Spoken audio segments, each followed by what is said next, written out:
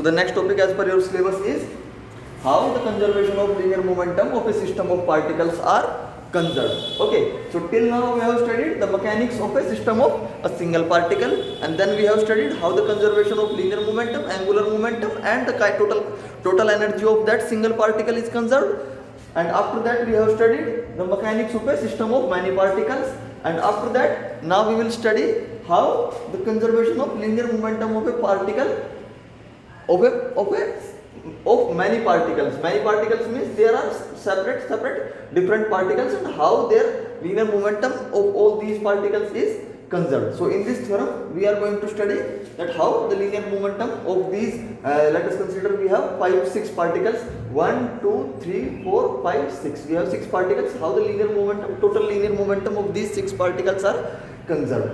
Okay, so we will go with the same steps we have discussed in the linear conservation of linear momentum of particles in a single particles. In this case we will only consider in that case we have only considered only one particle. In case of a single particle we have considered only one particle, but in many particles we have considered many particles. So in this case a summation will take place.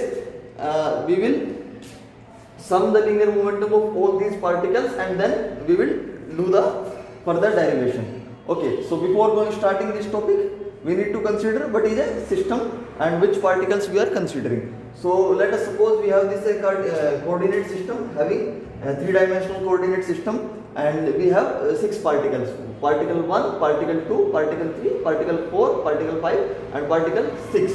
These 6 particles in cumulative form we are saying this as a system. These 6 particles, if we are studying these 6 particles together, then we are calling it as a system, and the rest of the thing is known as surrounding.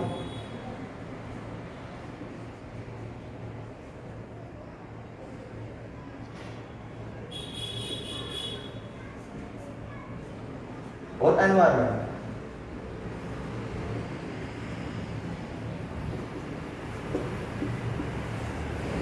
Now we are studying these 6 particles, a system which is having these 6 particles. So now we are studying a single system consists of 6 different particles, and they are separated at different locations which are given by their position vectors. Their position vectors, this R1, R2, R3, R4, R5, R6, they are telling us about the position of these vectors.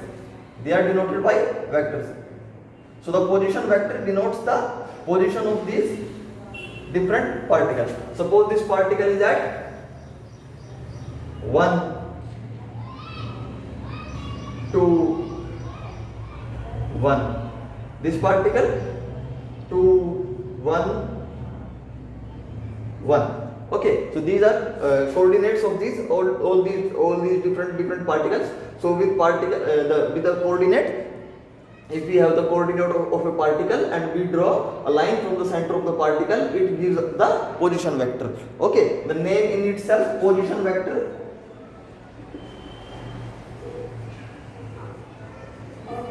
The name in itself, position vector, tells us about that it is telling us about the position of that particles. That's why it is called as position vector. The vector which tells the position of a particle, that vector is known as position vector. So these different position vectors, they tell us about the positions of these different particles. So now we have considered these 6 particles as a system. So we will study these 6 particles as a single unit. Okay, a system. Now we have case of external force. What is an external force? We apply an outside force on this system which changes the momentum of the particle or velocity of the particle, or it gives an acceleration to the particle. So what does the force do? It changes the velocity of the particle, or it changes the momentum of the particle, and it gives some certain acceleration to the particle. So what is an external force? We apply some external force on the system. Now it depends whether we are applying some external force or not, or the total sum of the external force is, if the total sum of the external force is 0, that means the vector sum of the external force is 0. Now we can define external force in 2 ways. If one The very first way, external force, we are not applying any external force. That means हम system पे कोई force लगा ही नहीं रहे हैं, मतलब system पे ना ही कोई एक्सटर्नल फोर्स लग रहा है। सपोज ये मार्कर अभी यहाँ पे है, ठीक, तो इसके ऊपर अभी कितने फोर्सेस लग रहे हैं? इसके ऊपर एक ग्रेविटेशनल फोर्स लग रहा है, एक एयर ड्रैग का फोर्स लग रहा है, एक जो फोर्स मैंने इसमें लगाया हुआ है वो फोर्स लग रहा है, ठीक है। तो अभी सिस्टम के ऊपर कुछ एक्सटर्नल फोर्सेस लग रहे हैं। सपोज कीजिए इसी मार्कर को हम स्पेस में लेके चलते हैं, ठीक है, यूनिवर्स में, तो वहां पे क्या होगा, इस मार्कर पे कोई भी फोर्स नहीं लगेगा, ना इस पे कोई ग्रेविटेशनल फोर्स लगेगा, ना एयर ड्रैग लगेगा, ना ही इसके ऊपर मैंने इसको, ना ही इसको हम कोई एक्सटर्नल फोर्स दे रहे हैं, ना ही मैंने इसको पकड़ा हुआ है, तो ना ही इसके ऊपर कोई एक्स्ट्रा फोर्स लगेगा। तो उससे क्या है कि वो उस केस में क्या होगा, एक्सटर्नल फोर्स क्या होगा, जीरो। बट एक केस क्या होता है कि the vector sum of external force is zero. The vector sum of external force is zero का मतलब क्या है कि हम इसके ऊपर फोर्सेस लगा रहे हैं बट उनका वेक्टर सम क्या है, वो जीरो है। उसका मतलब क्या है, जैसे ये सेम मार्कर है, अभी इसके ऊपर मैंने फोर्स लगाया हुआ है, ठीक है, तो इसके ऊपर क्या है, एक ग्रेविटेशनल फोर्स लगा हुआ है जो कि नीचे की तरफ है, एक फोर्स इसके ऊपर मैंने लगाया हुआ है, ठीक। तो ये सभी जो फोर्स है, एयर ड्रैग है, ये सभी फोर्स आपस में क्या है, वेक्टर सम इनका सबका क्या है, जीरो हो रखा है, तभी इसकी मार्कर की कोई मूवमेंट नहीं है, ये अपनी जगह फिक्स है। तो force, external force is equal to zero का मतलब है या तो हम एक्सटर्नल फोर्स लगा ही नहीं रहे हैं, और the vector sum of external force is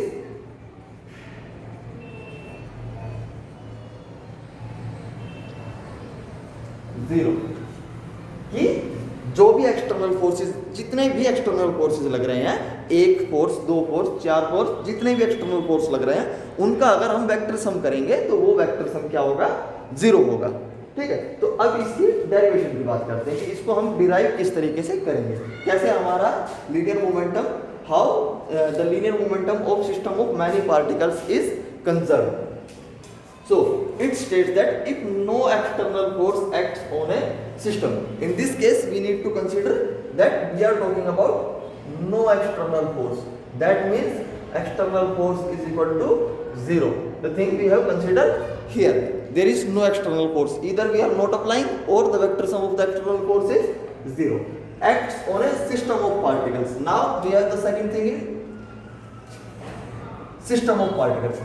System of particles means many particles. There is not a single particle. We are not considering a single particle. We are considering many particles. That's why we have taken 1, 2, 3, 4, 5, 6 different particles. They all are having different position vectors and they all might have their different momentum. This one is having P1 momentum. This one is having P2 momentum. This one is having P3 momentum. This one is having P4 momentum, P5 momentum, and this one is having P6 momentum. All these particles could have a different momentums. Okay, so for a system of particles which are having different momentums, then its total linear momentum remains conserved. The thing which we need to consider here or focus is that the total linear momentum of the momentum remains conserved, constant. It is not the single particle's momentum that will remain conserved. Okay, the single momentum, the momentum of this single particle, it may change, but the total momentum of this system, which is capital P, what we need to see is that total linear momentum remains constant. Conserved means constant. That means the total momentum of this system will be conserved, not the single particle momentum will be conserved. Okay, so when there are many particles in a system, the total linear momentum of the system will be conserved, not the single particle momentum. Okay, when we were considering the system of a single particle, in that case there was only a single particle, so the system was only having a single particle. In that case the momentum of the single particle was conserved because the system was having only one particle. But in this case we are having many particles, that's why they might affect each other. The momentum of the particle 1 might transfer to the momentum of the particle 2. They might elastically or they might collide inelastically with each other. So the total linear momentum remains conserved or constant. So this thing we have to learn. So now proof for this theorem.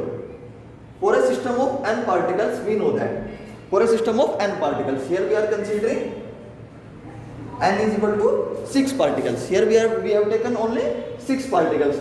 But if we have, suppose it's not compulsory that we only have a 6 particle in a system. A system could have 1 particle, 2 particle, 6 particle, thousands particle, millions of particles, and billions, trillions, whatever particles. Because we know that in Avogadro number we have 10 to the power 23 atoms. So if we study 10 to the power 23 atoms, that is 10 to the power 23 atoms is a very huge amount of, it is a very huge number. So in the same way we can have many particles. The same way we have a very large number of atoms. So in this case we are only considering 6 particles. 1, 2, 3, 4, 5. So m is equal to 6. But we will consider the case with the help in a generalized form, that means in the form of n. So we can put the value of n, we can put any value of n, either 1, 2, 4, 5, 6, 10, 1000, million, billion, 10 to the power 23. We can have, once we have a solution for a generalized system, we can put any value of n and we can solve it for any value of n. So we have generalized this system. So now for a system of n particles, we know that we have already derived. So for this particle, we know that for n particles, the rate of summation of the rate of change of linear momentum is equal to external force plus the sum of internal force. Okay, the sum of the linear momentum of the particles, rate of change of linear momentum of the particles is equal to external force plus the sum of the internal force. Now we have already studied in the last derivation, in the last lecture, lecture 6, that the sum of the internal forces are always 0. The sum of the internal forces will always be 0 on each other. Why? Because Newton's third, according to the Newton's third law. What is the Newton's third law? It says that in every action there is equal and opposite reaction. So what does that mean? That means कि अगर हम particle 1 particle 2 के ऊपर कोई force apply करता है तो particle 2 भी उतना ही फोर्स पार्टिकल 1 के ऊपर अप्लाई करेगा, बट उसकी डायरेक्शन क्या होगी? अपोजिट होगी. पार्टिकल 1 की डायरेक्शन क्या होगी? पार्टिकल 2 की तरफ, और पार्टिकल 2 की डायरेक्शन क्या होगी? पार्टिकल 1 की तरफ. सो मैग्नीट्यूड सेम होगा, डायरेक्शन अपोजिट होगी, तो क्या होंगे? फोर्सेस आपस में कैंसिल आउट करेंगे. सो ये क्वांटिटी हमारे पास क्या होगी? 0 होगी. ये हमने लास्ट डेरिवेशन में भी डिस्कस किया हुआ है. So if this quantity is 0, if this term is 0, then this term will be 0. So the remaining term will only we will left with is summation I is equal to 1 to n rate of change of p dot I means rate of change of momentum dpi upon dt is equal to f external. So we will only left with this term, that's the rate of change of these individual particles. Rate of the sum of the rate of change of these individual particles will be equal to the total external force. Now we can write it. We can take d by dt outside of the summation, and it will give and the equation will become like this: d by dt summation I is equal to 1 to n pi is equal to fp. We have not, what we have done, we have taken d by dt outside of summation. So d by dt summation I is equal to 1 to n pi is equal to f external. So it will be equal to f external. Now what is this term? This term is I is equal to summation I is equal to 1 to n pi, means the sum of the particles from from 1 to n particle, means the sum of the linear momentum of particles 1 to n. 1 से n तक जितने भी particles हैं उनके linear momentum का सम. This summation means sum. We add the quantity and from I, that means I is equal to 1 to n. 1 से n तक जितने भी पार्टिकल्स हैं उन सब के लीनियर मोमेंटम का सम, वो किसके बराबर होगा? Now summation pi 1 to n, summation I is equal to 1 to n, pi will be equal to capital P. Capital P means total linear angular momentum of the